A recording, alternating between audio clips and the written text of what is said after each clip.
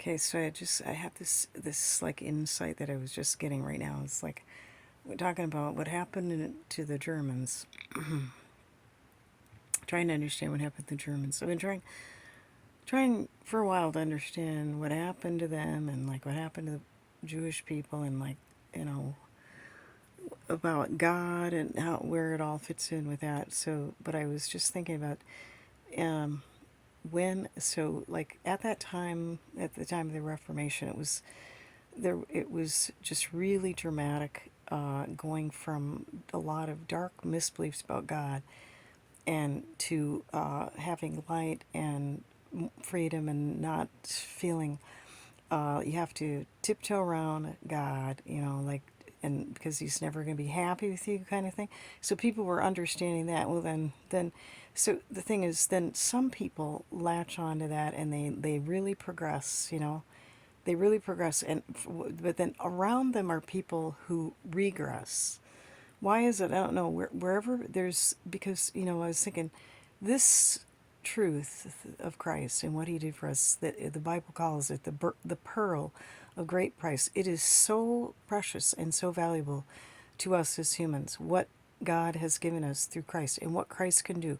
It's so incredibly precious. And so, and then there's the force in the earth. We know it's the devil. It's not just the devil though. It's human evil. There's a force in the earth against it and against life, and it's a negative force, and it's a nihilistic force, and it wants to contest it. Wants to contest this valuable thing. It's so valuable, and you know, wherever anything valuable like that is, there's gonna be there's gonna be some kind of nemesis there, wanting to snuff it out.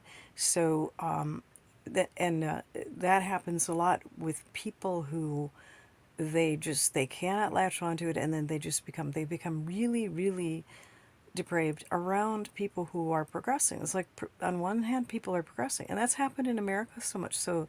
Like, I think to understand what's been happening in America, there are people who they just really progressed a lot, and it is a spiritual progression, and it has a lot to do with the freedom that God offers, because His grace and His mercy are the parameters are really much more broad than, well, what people thought of way back when, you know. And they're so much more broad.